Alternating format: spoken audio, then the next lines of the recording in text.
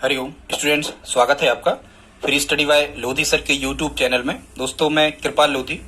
दोस्तों, आज हम आपको लेकर के आए हैं करणी और घातांक का सिंप्लीफिकेशन। और आपको बता दें कि ये हमारा सिंप्लीफिकेशन या सरलीकरण इसको हम कहते हैं। इसका हमारा ये पार्ट 10 होगा। इसके स्टूडेंट्स लगभग हम 25 पार्ट धीरे धीरे अपलोड करने वाले हैं।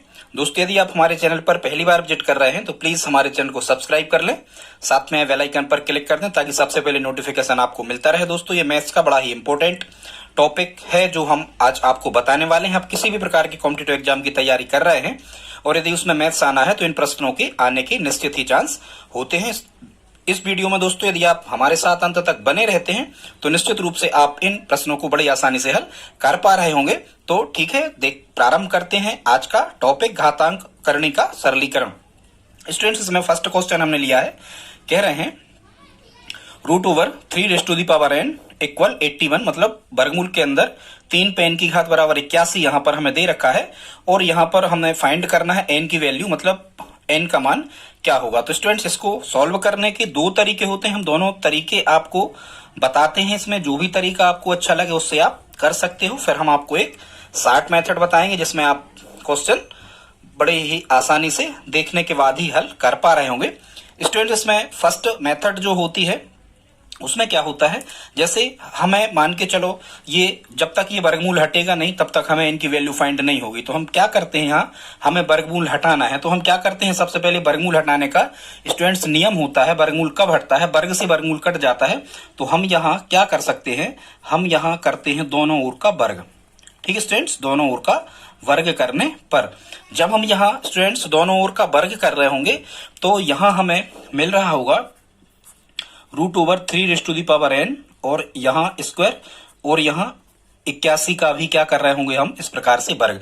अब यहाँ क्या होता है स्टूडेंट्स, वर्ग से वर्गमूल कट जाता है, क्योंकि वर्गमूल का मतलब होता है 1/2 की पावर 1/2 की घात। वर्ग से वर्गमूल कट जाता है तो यहाँ केवल हमें कितना मिलेगा, 3 पे n की घात बराबर यहाँ हमें मिलेगा स्टूडेंट्स 81 गुणा 81, क्योंकि यहाँ 81 का वर्ग था। अब हमें यहाँ मिलेगा 3 पे n की घात बराबर।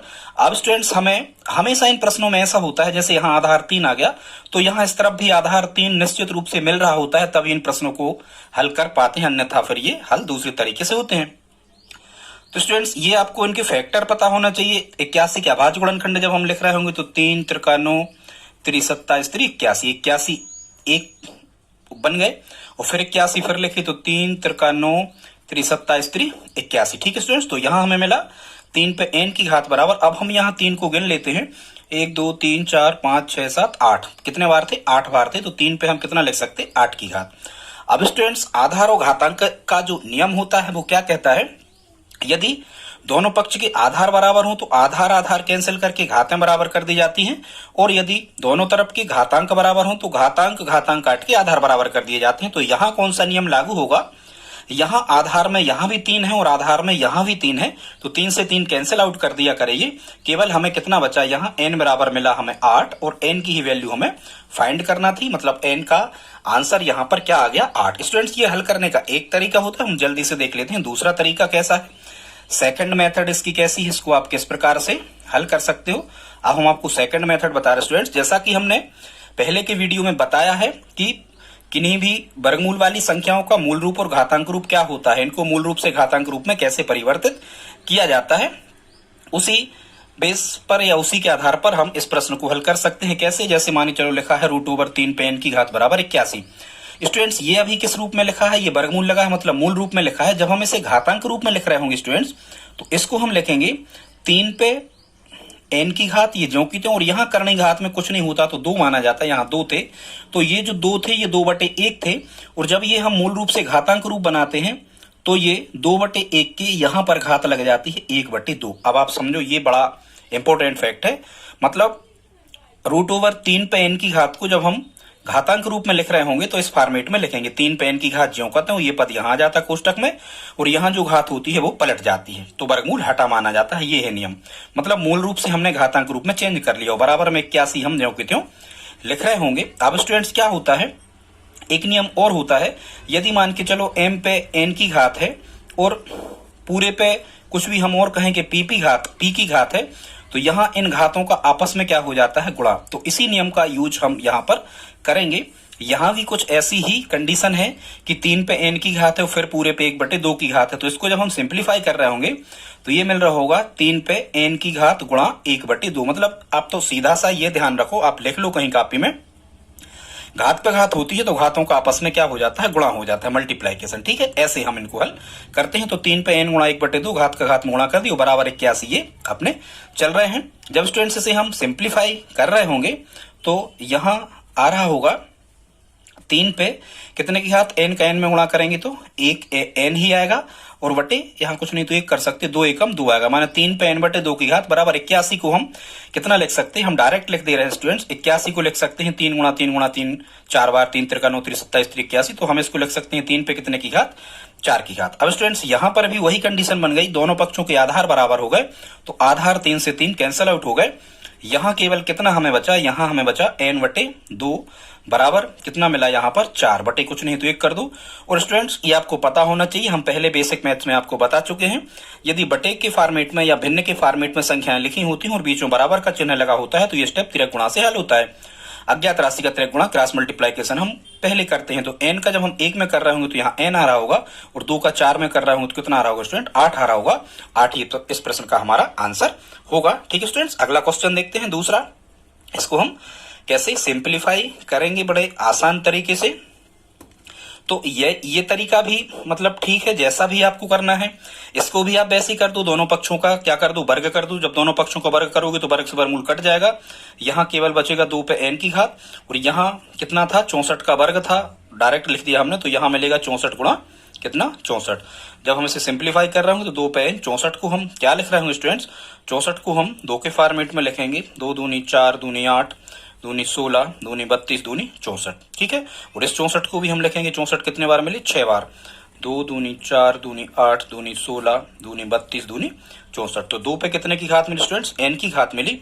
और यहाँ इसको हम लिख सकते हैं 2 पे कितने की घात, जब हम इनको गिन रहे होंगे तो ये 12 हो रहे होंगे, 1 2 3 4 5 6 7 8 9 10 11 12। 2 पे कितने की घात, 12 की घात। दोनों पक्षों के आधार बराबर है तो आधार से आधार कैंसिल आउट होगा।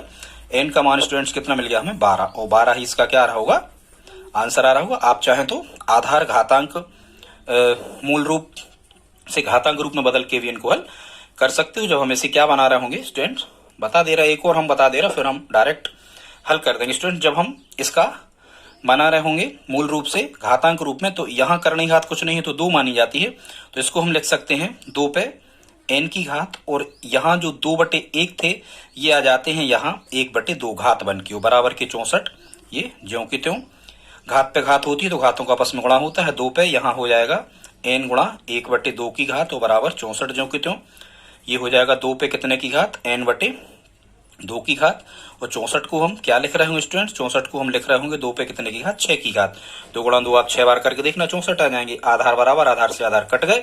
यहाँ हमें मिला n/2 बराबर 6 बटे कुछ नहीं तो 1 कर दो। यहाँ बटे में संख्या है, बीच में बराबर, हमेशा त्रिक गुणा होता है, n का 1 में हुआ तो n, और 6 दूनी कितने आ गए, 12 आ गए स्टूडेंट्स।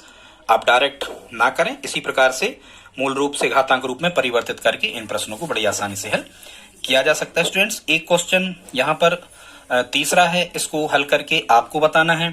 तीसरा क्वेश्चन का आंसर क्या होगा, ये लिखा है √3 पे n की घात बराबर 343। स्टूडेंट्स इसका आंसर आप हमें कमेंट बॉक्स में लिख करके बताएं। एक क्वेश्चन और हमने चौथा लिया है, इसको हम सॉल्व करके आपको बता देते हैं। ये कह रहा है √4 पे x की घात बराबर 1024 है, तो x की वैल्यू क्या होगी, find the value of x। उसी प्रकार से स्टूडेंट्स इसे हम हल करेंगे। अब तो जैसा भी करना हो, मूल रूप घातांक रूप या दोनों पक्षों का वर्ग करके, जैसा भी आपको करना, मूल रूप घातांक रूप से कर दे रहे स्टूडेंट। तो यहाँ भी कुछ नहीं है तो करनी घात कितनी है, 2। जब हम इस मूल रूप से, ये वर्गमूल लगा मतलब ये मूल रूप में कहलाता है, जब हम इस मूल रूप से इसका घातांक रूप बना रहे होंगे तो ये 4 पे x की घात कोष्टक में आ जाता है स्टूडेंट्स, और जो ये 2 थे, ये 2 का मतलब होता है, सीधी बात, वर्गमूल का मतलब होता है 1/2 की घात, और बराबर ये 1024 हम ज्यों कहते हो यहाँ पर लिख रहे होंगे। जब घात पे घात होती है तो घातों का क्या होता है, आपस में गुणा हो जाता है। तो यहाँ जब हम सिंप्लीफाई कर रहे होंगे तो 4 पे घात आ जाएगी कितने की, x गुणा 1/2 की घात, और बराबर यहाँ आ जाएगा 1024। स्टूडेंट जब हम इसे आगे सिंप्लीफाई कर रहे होंगे तो 4 पे कितने की आ रही होगी, इसके बटे 1 कर दो। x का 1 में गुणा, जब कटते नहीं है तो गुणा कैसे हल होता है, ऊपर ऊपर नीचे नीचे, x का 1 में गुणा x और बटे 2 एकम 2, मतलब 4 पे x बटे 2 की घात बराबर। स्टूडेंट्स अब इसको हमें लिखना होगा कि 1024 को यहाँ इस तरफ से तय होता है कि हम इसको किसको आधार बना के लिखें। जैसे यहाँ हमें 4 मिल रहे हैं तो अब हम समझ गए कि यहाँ भी आधार 4 ही आना चाहिए, तभी हम इनको काट सकते हैं। तो आप चाहो तो 2 के फॉर्मेट में बना लो, फिर 4 के फॉर्मेट में बन जाएगा, नहीं तो आप 4 के फॉर्मेट में से चेंज कर। तो इसको हम लिख सकते हैं 4 चौको 16 चौको 64 चौको 256 और 256 का स्टूडेंट जब 4 में गुणा कर रहे होगे तो 256 चौके आ रहा होगा 1, 256 चौके आ रहा होगा कितना 1024। ठीक है स्टूडेंट, तो ऐसा हम इसको लिख सकते। तो यहां मिलेगा 4 पे कितने की घात x बटे 2 की घात बराबर, इसको हम लिख रहे होंगे 4 पे कितने की घात 1 2 3 4 5 की घात। यहां भी आधार से आधार क्या हो गया, कट गया, तो कितना मिला, घातें घातें बराबर लिख दी जाती हैं जब आधार कट जाते हैं तो, और घातें कटती हैं तो आधार बराबर लिख जाते हैं। तो x बटे 2 बराबर कितना मिला स्टूडेंट्स, यहाँ 5 मिला, 5 के बटे कुछ नहीं हम 1 कर सकते हैं। और यहाँ जब हम तिरक गुणा कर रहे होंगे बटे में संख्याएं बीच में बराबर, तो तिरक गुणा होता है, x का 1 में होगा तो x आएगा और 2 का 5 में होगा तो कितना आएगा 10 आएगा स्टूडेंट्स, और 10 ही हमारा क्या होगा आंसर होगा। दोस्तों आज का वीडियो यदि आपको अच्छा लगा हो तो लाइक तो कर ही दें, और यदि आप हमारी हेल्प करना चाहते हैं तो प्लीज इस वीडियो को अपने दोस्तों के साथ में स्टडी ग्रुप में शेयर जरूर करें स्टूडेंट्स। हम बड़े ही अच्छे तरीके से सिंप्लीफिकेशन, जितना मैथ्स में सिंप्लीफिकेशन होता है, जितने भी टॉपिक में सिंप्लीफिकेशन के प्रश्न है, एक एक करके हम सभी आपके सामने लाते रहते हैं। ठीक है दोस्तों, तो मिलते हैं अगले वीडियो में, तब तक के लिए जय हिंद जय भारत।